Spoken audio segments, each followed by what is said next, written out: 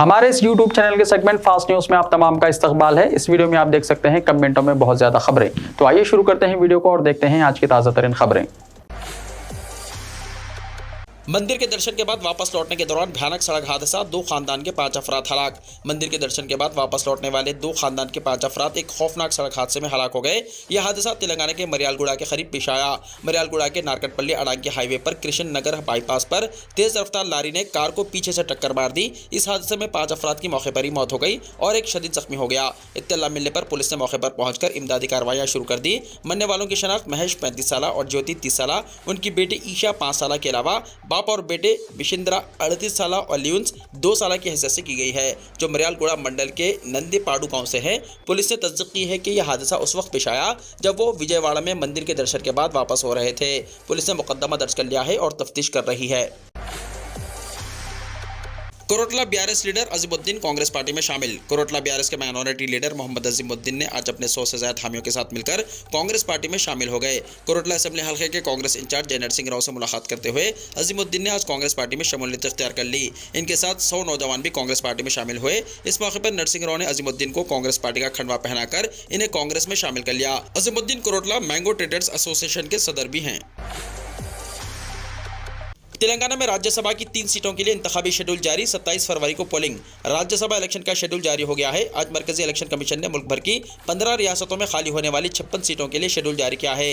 Election commission के schedule के मुताबिक जहां राज्यसभा इलेक्शन का नोटिफिकेशन 8 फरवरी को जारी किया जाएगा, इसी महीने की 27 तारीख को पोलिंग होगी। इस दौरान तेलंगाना में भी राज्यसभा की 3 सीटें खाली होने वाली हैं। बीआरएस के राज्यसभा अरकान जोगिनापल्ली संतोष कुमार, बिलंगया यादव और रविचंद्र के ओहदे की मियाद इस साल 2 अप्रैल को खत्म होगी। इसके साथ ही इन तीनों सीटों पर भी इंतखाबात होंगे। तेलंगाना की पड़ोसी रियासत आंध्र प्रदेश में भी राज्यसभा की 3 सीटें खाली हैं, जबकि सीएम रमेश कंगामुडला, रविंद्र कुमार और वी प्रभाकर रेड्डी की मियाद 2 अप्रैल को खत्म हो जाएगी। इन 3 ओहदों के लिए इंतखाबात 27 फरवरी को होंगे।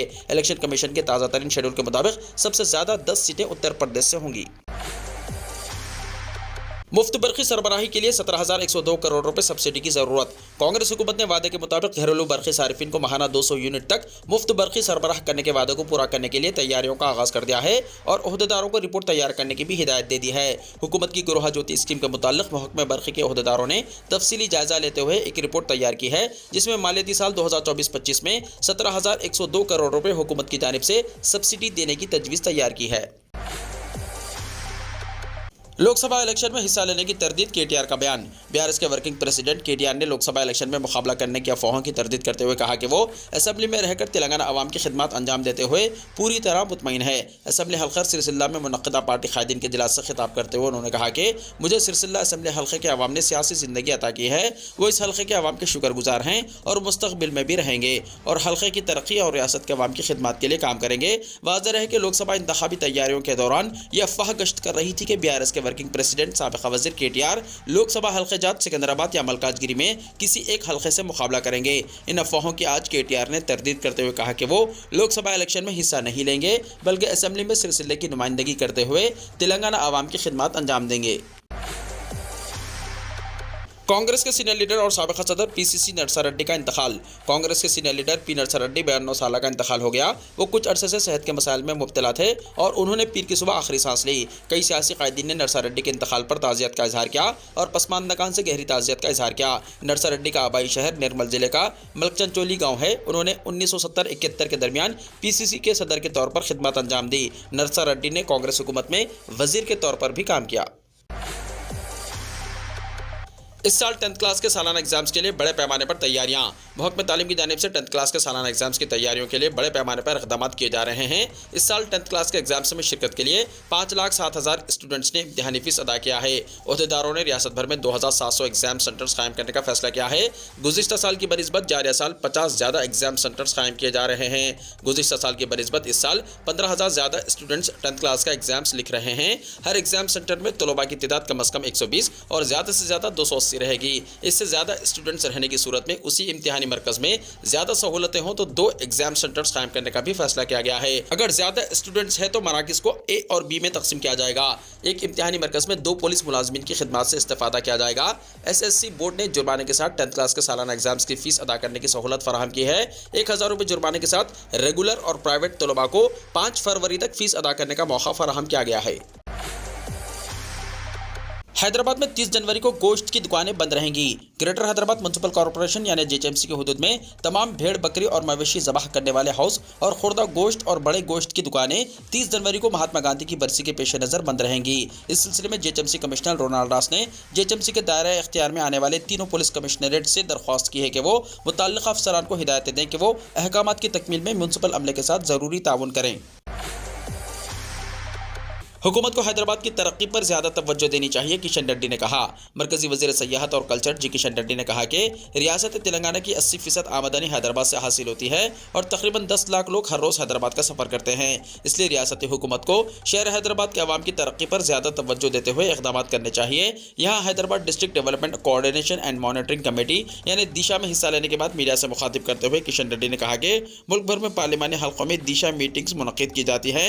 दिशा कमेटी के चेयरमैन की हैसियत से उन्होंने मरकजी हुकूमत की स्कीमात पर अमल दरामद और अहम अवामी मसाइल पर भी तबादला ख्याल किया। इस इजलास में गवर्नमेंट स्कूल्स, हॉस्टल्स और बरक़ी से मुताल्लिक़ मसाइल पर तबादला ख्याल किया गया। इस इजलास में जीएचएमसी कमिश्नर डी रोनाल्ड रास, हैदराबाद डिस्ट्रिक्ट कलेक्टर अनुदीप और कई महकमेजात के अहदेदारों ने शिरकत की। किशन रेड्डी ने कहा कि ग्रेटर हैदराबाद म्युनिसिपल कॉर्पोरेशन यानी जेएचएमसी और जिले में बल्दियात फंड्स की कमी से दो चार हैं और वर्कर्स एहतजाजी मुजाहरे कर रहे हैं। उन्होंने इस बात पर जोर दिया कि रियासती हुकूमत को आवाम को पीने के पानी की फराहमी और ड्रेनेज के मसाइल के हल के लिए इक़दाम करने चाहिए।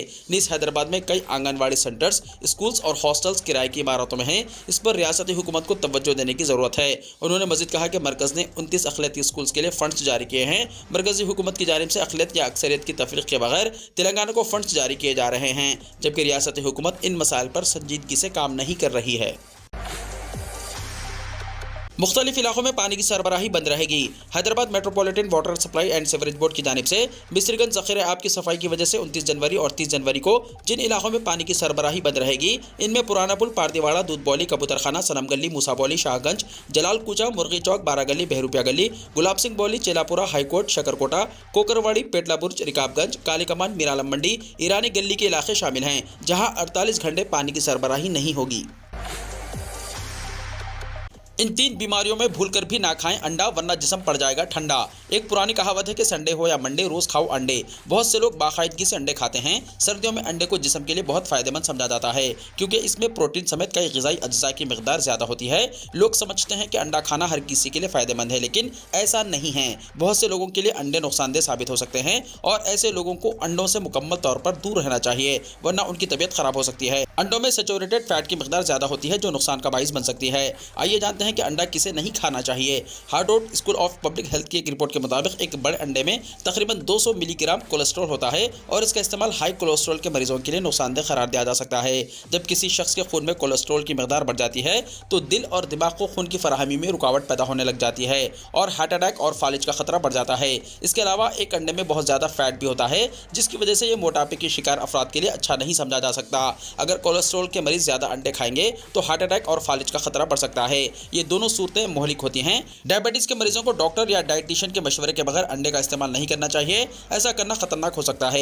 एक तहकीक में ये बात सामने आई है कि ज़ियाबतीज़ के मरीज जो रोज़ाना अंडे का इस्तेमाल करते हैं, इनमें दिल की बीमारी का खतरा दूसरे लोगों की बनिस्बत ज़्यादा होता है। ऐसे लोगों को हफ्ते में 3 से ज़्यादा अंडे नहीं खाने चाहिए। यूरिक एसिड के मरीजों को भी अंडे का ज़्यादा इस्तेमाल नहीं करना चाहिए। अंडे में प्रोटीन की वाफिर मिक़दार होती है और यूरिक एसिड के मरीजों को रोज़ाना हाई प्रोटीन वाली खुराक नहीं लेनी चाहिए। ज़्यादा प्रोटीन खाने से यूरिक एसिड बढ़ जाता है और ये जिस्म के छोटे छोटे जोड़ों में जमा हो सकता है। इससे गाउट का खतरा बढ़ जाता है और एक गुर्दे की बीमारी का खतरा भी पैदा कर सकता है। सेहतमंद अफराद को भी अंडे का ज़्यादा इस्तेमाल नहीं करना चाहिए, वरना वो कई बीमारियों का शिकार हो सकते हैं। वाईएसआर कांग्रेस 175 असेंबली हल्कों पर कामयाब होगी, जगन मोहन रेड्डी ने कहा। Chief minister Andhra Pradesh Y Jagan Mohan Reddy ने कहा कि वाईएसआर कांग्रेस असेंबली इंतखाबात में 175 हल्कों में कामयाब होगी। उन्होंने कहा कि इन्हें अवाम का आशीर्वाद हासिल है। जगन ने कहा कि उनकी हुकूमत इंतखाबी मंशूर पर 90% अमलावरी के साथ चुनाव का सामना करने वाली है। उनकी हुकूमत में हर शोबा हयात में तरक्की हुई है। ख़वातीन को बाइख्तियार बनाया गया है। ज्ञानवापी मामले पर फिर सुप्रीम कोर्ट पहुंचा हिंदू फरीक। अब बंद इलाके में एएसआई सर्वे कराने का मुतालबा। ज्ञानवापी मस्जिद इहाते का एएसआई सर्वे मंजराम पर आने के बाद हिंदू फरीक पूरी तरह सरगर्म दिखाई दे रहा है।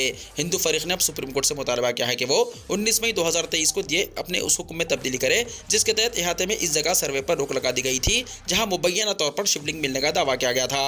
हिंदू फरीक का कहना है कि अब इस सील किए गए जगह पर भी साइंसी सर्वे कराने की इजाज़त दी जाए। हिंदू फरीक ने इस सिलसिले में सुप्रीम कोर्ट को एक अर्जी दी।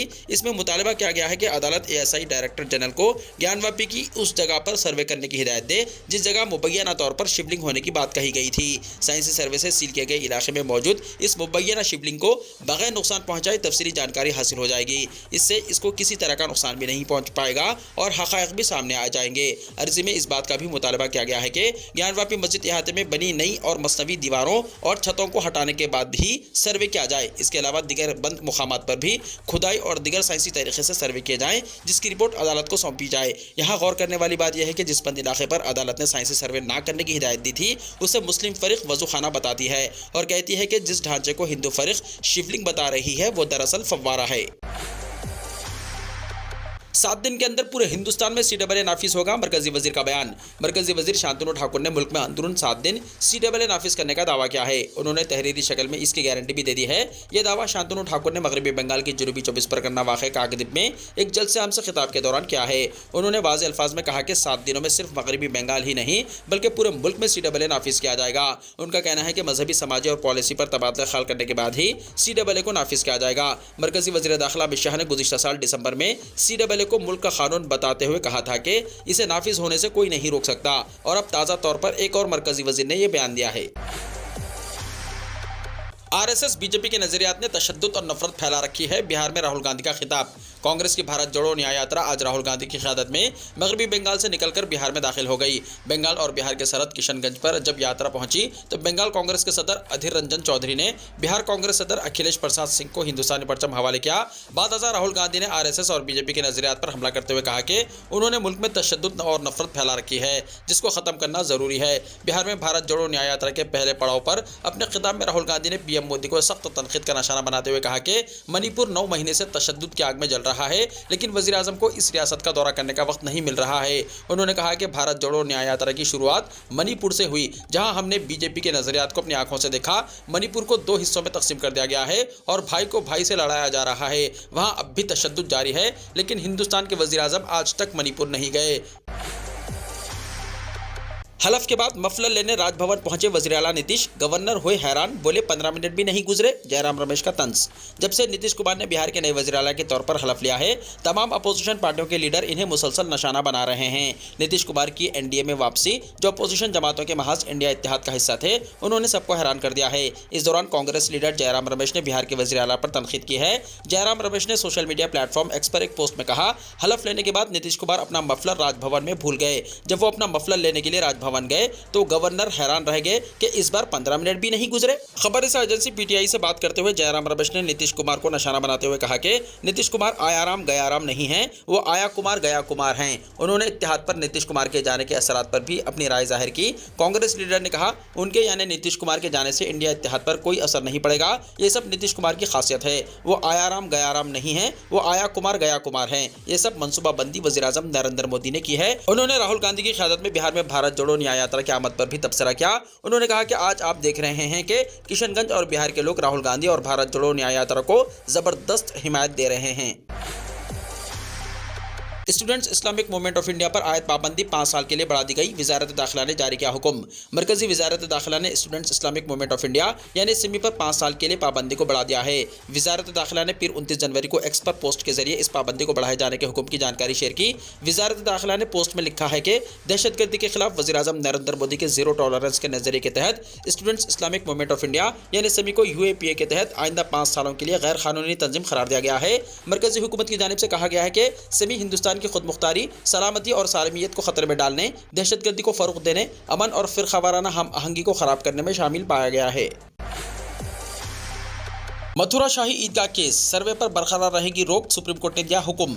मथुरा की शाही ईदगाह मस्जिद कॉम्प्लेक्स में सर्वे पर पाबंदी बरकरार रहेगी। सुप्रीम कोर्ट ने सर्वे पर उबूरी रोक अप्रैल तक बढ़ा दी है। सुप्रीम कोर्ट अप्रैल के पहले हिस्से में समाअत करेगा। अदालत ने सभी फरीकैन से तहरीरी जवाब दाखिल करने के लिए कहा है। मथुरा में कृष्णा जन्मभूमि शाही ईदगाह मस्जिद तनाज़ा केस की समाअत करते हुए जस्टिस संजू खन्ना और जस्टिस दीपांकर दत्ता पर मुश्तमिल सुप्रीम कोर्ट की बेंच ने समाअत अप्रैल के पहले हफ्ते तक मुलतवी कर दी है।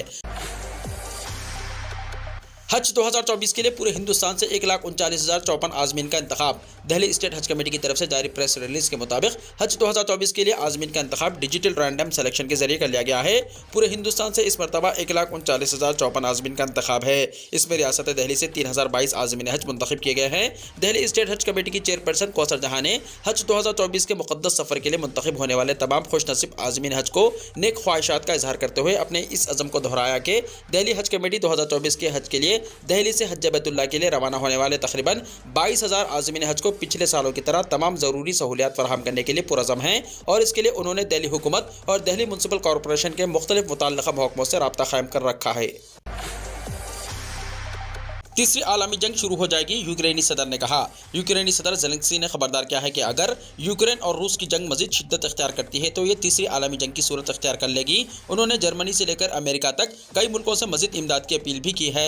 ऐसे वक्त जब यूक्रेन में रूस की जंग तीसरे साल में दाखिल होने वाली है, यूक्रेनी सदर व्लादिमीर ज़ेलेंस्की ने तीसरे आलमी जंग के खदशे से खबरदार किया है। उन्होंने जर्मनी के सरकारी ब्रॉडकास्टर ARD के साथ एक इंटरव्यू में कहा कि जर्मन चांसलर भी इस खतरे से वाकिफ हैं। वीडियो को लाइक शेयर कीजिए और हमारे इस YouTube चैनल को सब्सक्राइब करते हुए इसके बेल आइकॉन को भी प्रेस कर लीजिए ताकि ऐसी ही ताज़ा तरीन खबरों का नोटिफिकेशन सबसे पहले आपको मिलता रहे।